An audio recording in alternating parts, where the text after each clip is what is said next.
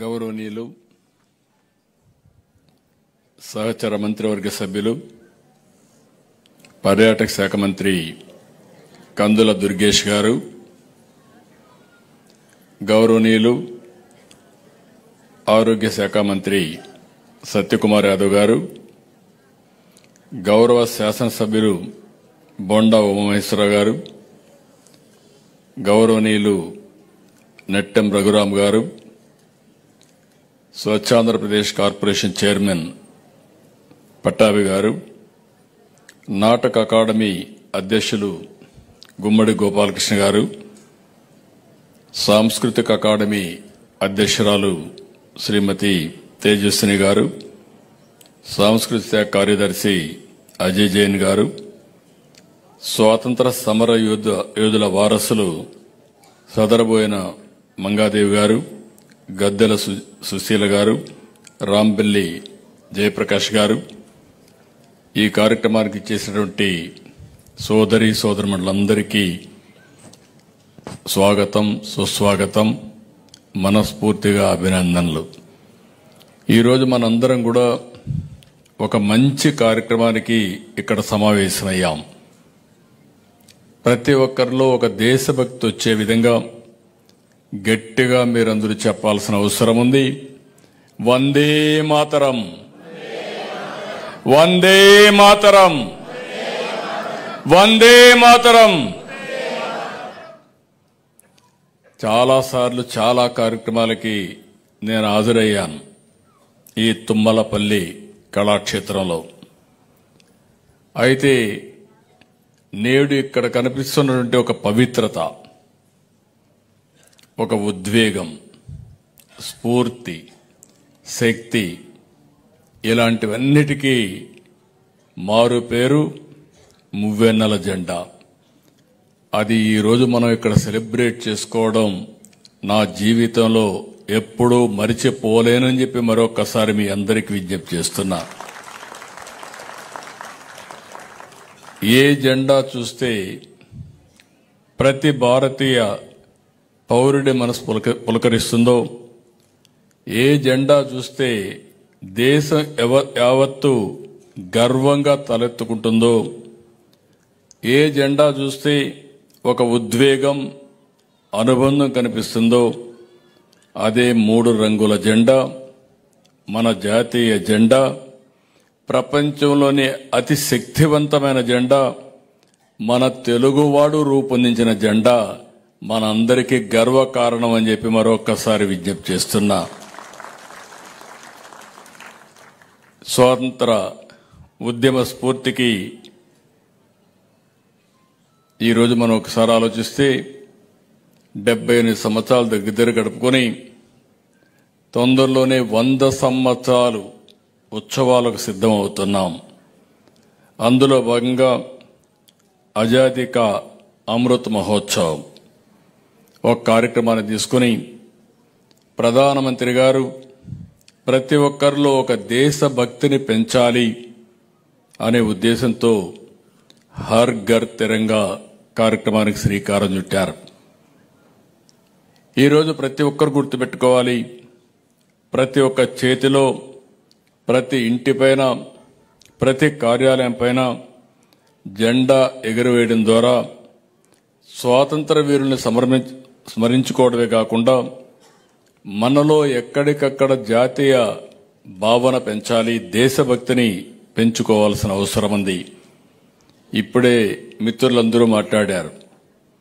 ఇదొక వేదిక, ఇదొక సందర్భం. ఈ సందర్భంలో మనందరం గుర్తుపెట్టుకోవాల్సింది, ఎంతో మంది ఎన్నో త్యాగాలు చేశారు, ప్రాణత్యాగాలు చేశారు, ఆస్తుల త్యాగం చేశారు, జీవితాలను త్యాగం చేశారు. అందరి ఆలోచన ఒకటే, స్వతంత్ర భారతదేశం మా హక్కు, వేరే వాళ్ళు పరిపాలించడానికి వీలు లేదు, మేము పరిపాలించుకుంటామనే ఉద్దేశంతోనే ఆ రోజు స్వాతంత్రం కోసం పోరాడారు. అయితే ఈరోజు మీరు చూస్తే హర్ ఘర్ తిరంగా ద్వారా కులం, మతం, భాష, ప్రాంతం అనే భేదాలు లేకుండా ఒకే జెండా కింద దేశం మొత్తం ఏకమయ్యే కార్యక్రమం. హర్ ఘర్ తిరంగా అంటే కేవలం ఇంటిపైన జెండా ఎగరవేయడం మాత్రమే కాదు, ఇది దేశభక్తిని పెంచే ఒక సంకల్పం. ప్రతి ఒక్కరిలో ఒక భావన ఉండాలి, నేషన్ ఫస్ట్, తర్వాతనే ఏదైనా. ఆ దేశభక్తి మనలో రాగలిగితే మన దేశాన్ని కంటే మించిన దేశం ప్రపంచంలో ఏది ఉండదని మరొకసారి మీ అందరికీ స్పష్టం చేస్తున్నాను. అలాంటి జాతీయ భావం పెంచడానికి ఈ కార్యక్రమాన్ని మనం ఏర్పాటు చేసుకున్నాం. ఈ జెండా చూసినప్పుడు మనకు గుర్తు రావాల్సింది, ఎన్నో త్యాగాలు చేసినటువంటి మహోన్నత వ్యక్తుల త్యాగాల్ని మనం గుర్తుపెట్టుకోవాల్సిన అవసరం ఉంది. అయితే ఈరోజు నేను కూడా స్వాతంత్రం వచ్చిన తర్వాతనే పుట్టాను, మన ప్రధానమంత్రి గారు కూడా స్వాతంత్రం తర్వాతనే పుట్టారు. కానీ రాను రాను ఈరోజు చూస్తే యువతలో చాలా వరకు స్వాతంత్రం ఏ విధంగా వచ్చిందో మర్చిపోయే పరిస్థితికి వస్తారు. కానీ మనం గుర్తుపెట్టుకోవాల్సింది, అందరిలో ఒక స్ఫూర్తినిచ్చే విధంగా, దేశం కోసం పోరాట పటిమ పెంచే విధంగా మనం కానీ ఈ కార్యక్రమాన్ని తీసుకుపోగలిగితే చాలా మంచి ఫలితాలు వస్తాయి. నేను ఒకటే మిమ్మల్ని అందరినీ కోరుతున్నా, ఈరోజు మీ ఉత్సాహం చూశాను. రాష్ట్రంలో ఎవరిని చూసినా కూడా జాతీయ జెండా చూసినప్పుడు ఒక జాతీయ భావం వస్తుంది, దేశభక్తి ఉప్పొంగుతుంది. అదే సమయంలో మనందరం గుర్తుపెట్టుకోవాల్సింది, భారత సాయుధ దళాలకు మద్దతుగా, సైనికుల త్యాగాలకు గౌరవంగా ఈ కార్యక్రమాన్ని మనం నిర్వహించుకోవాల్సిన అవసరం ఉంది. ఇలాంటి కార్యక్రమాల ద్వారా దేశ క్షేమం, భద్రత, సమగ్రత విషయంలో మనంతా ఏకతాటిపైన ఉన్నామనే బలమైన సందేశం ప్రపంచానికి ఎప్పటికప్పుడు మనం ఇవ్వాల్సిన అవసరం ఉంది.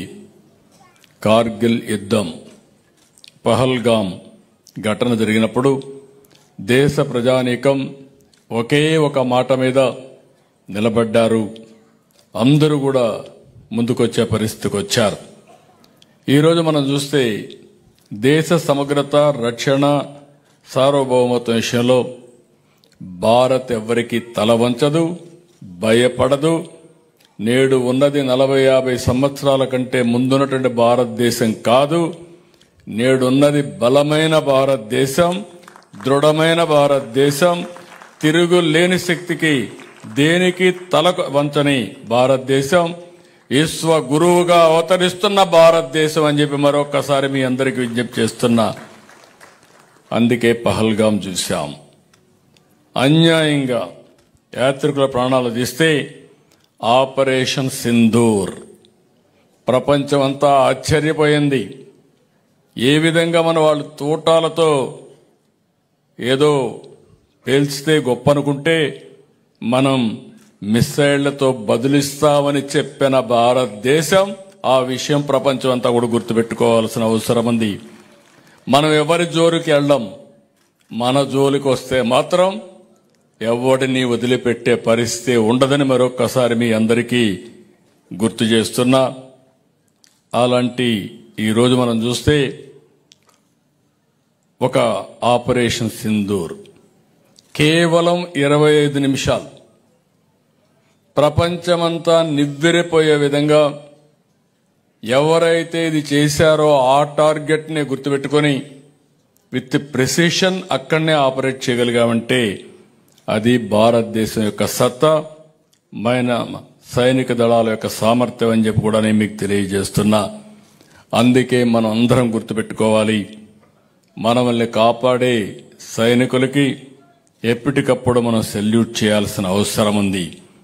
అందుకే జై జవాన్ అనేది మన నినాదం కావాలి. జవాన్ ఎంతవరకు సమర్థవంతంగా ఉంటే మనం అందరం అంతా క్షేమంగా ఉంటామని చెప్పి కూడా నేను మీకు తెలియజేస్తున్నా.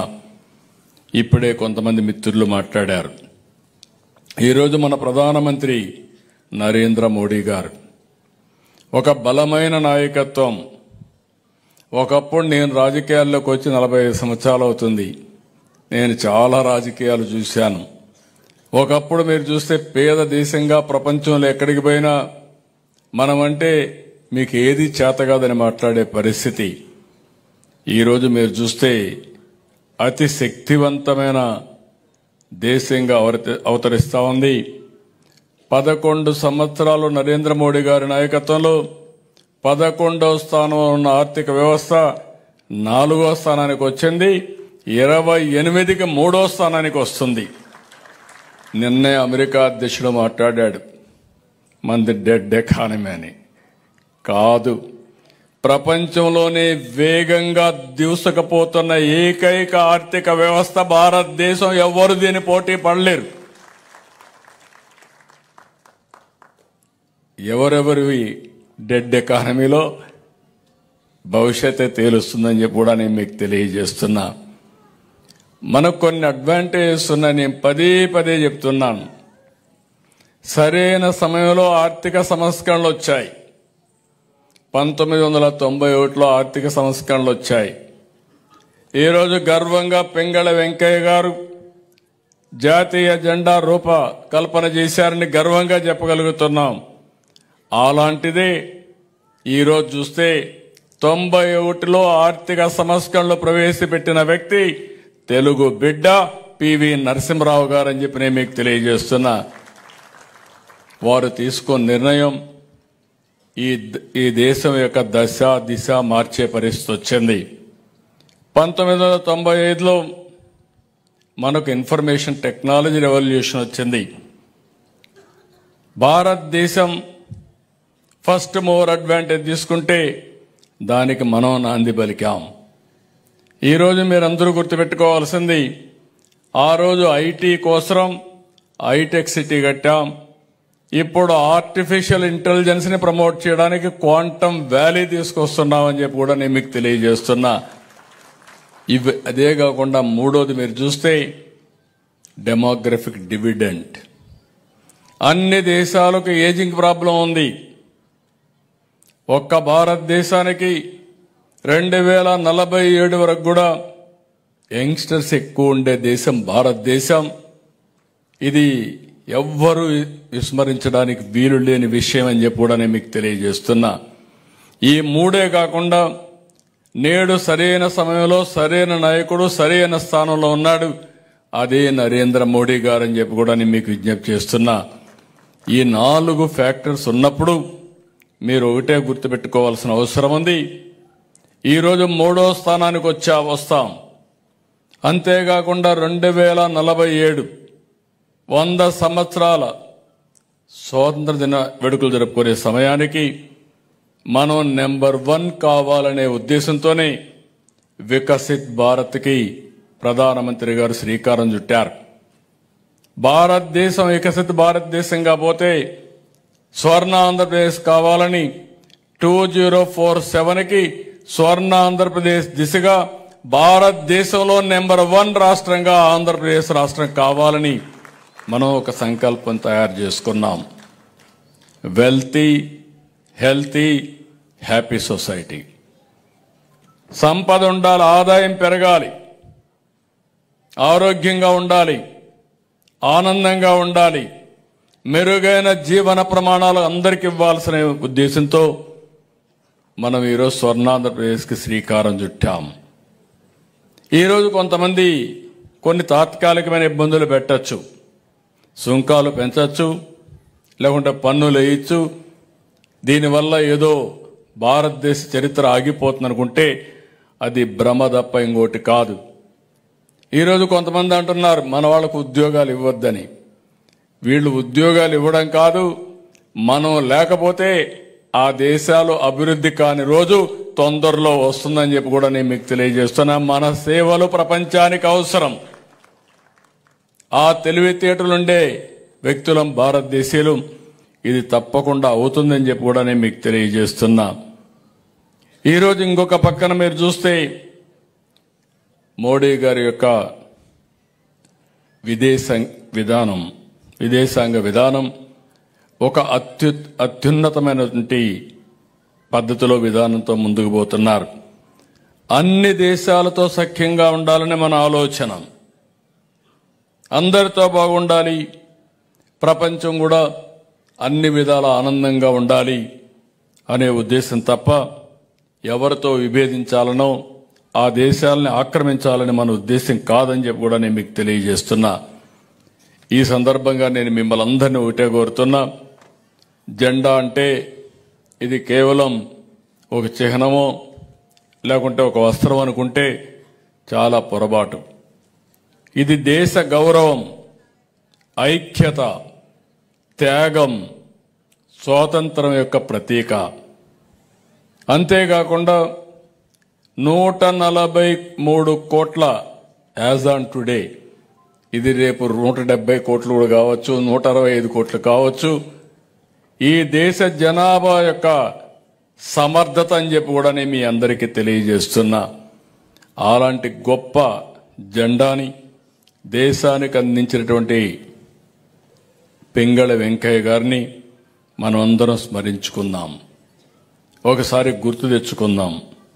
పింగళి వెంకయ్య ఆగస్టు 2న 1876న ఆంధ్రప్రదేశ్లోని మచిలీపట్నం సమీపంలోని బట్టపెనుమరులో జన్మించారు. దేశం ఏకం చేసేది జెండాని బలంగా నమ్మారు. ఆయన ఏ నేషనల్ ఫ్లాగ్ ఫర్ ఇండియా అనే బుక్ను కూడా రిలీజ్ చేశారు. 1921లో ఆయన విజయవాడలో గాంధీజీ వస్తే ఆ రోజు ఈ డిజైన్లన్నీ చూపించారు. ఆ క్రమంలో పలు మార్పులతో ఫైనల్గా రాజ్యాంగ సభ జాతీయ జెండాని ఆమోదించింది. అది మనందరికీ గర్వకారణం.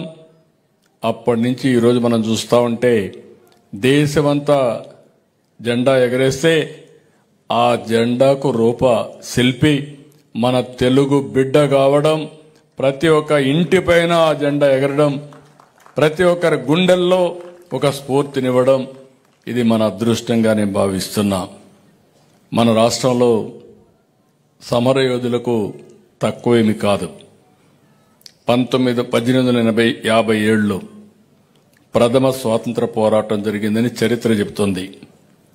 అంతకంటే ముందు బ్రిటిష్ దుర్మార్గ పరిపాలనపై తెలుగు నేల తిరుగుబాటు చేసిందని చరిత్రకారులు చెప్పే పరిస్థితికి వచ్చారు. స్వాతంత్ర ఉద్యమంలో బ్రిటిష్ వారిని గజగజలాడించిన అల్లూరి సీతారామరాజు తెలుగు బిడ్డ. తుపాకీ గుళ్లకి గుండెను చూపించినటువంటి మన టంగుటూరి వంటి సమరయోధుల గడ్డ ఈ ఆంధ్రప్రదేశ్ రాష్ట్రం. ఉయ్యాలవాడ నరసింహారెడ్డి, సర్దార్ గౌతల చెన్న, దుగ్గిరాల గోపాలకృష్ణ వంటి స్వాతంత్ర సమర యోధులు తెలుగు గడ్డపై పుట్టడం మన అదృష్టం. వాళ్ళందరికీ నివాళులర్పిద్దాం, ఒకసారి స్మరిద్దాం, గుర్తుపెట్టుకుందాం, వాళ్ళ స్ఫూర్తిని తీసుకుందాం. దేశభక్తితో అందరం కూడా ముందుకెళ్తూ మన ధ్యేయం ఒకటే, 2047కి ప్రపంచంలో నెంబర్ 1 ఆర్థిక వ్యవస్థ ఏది అంటే దానికి చిరునామాగా భారతదేశం ఉండాలి. అందులో నెంబర్ 1 పర్ క్యాపిటల్ ఇన్కమ్కు చిరునామా ఏదంటే ఆంధ్రప్రదేశ్ ఉండాలనే సంకల్పంతో ముందుకు పోదామని చెప్పి నేను మీకు తెలియజేస్తున్నా. అందుకే అందరూ కూడా గట్టిగా భారత మాతాకి జై చెప్పాలి. జై భారత మాతాకి, జై భారత మాతాకి, జై భారత మాతాకి. Thank you. అందరికీ నమస్కారం. ఈ జెండా ప్రతి ఒక్క ఇంటి మీద ఎగరాలి, ప్రతి ఒక్క ఆఫీసు మీద ఎగరాలి, ప్రతి ఒక్కరి చేతల్లో కూడా ఎప్పటికప్పుడు రెపరెపలాడించే పరిస్థితి రావాలి. దాన్ని చూసినప్పుడంతా త్యాగధనుల్ని గుర్తుపెట్టుకుని మనం కూడా జాతి కోసం పునరంకితం కావాలని మరొక్కసారి విజ్ఞప్తి చేస్తూ అందరికీ నమస్కారాలు. జై హింద్.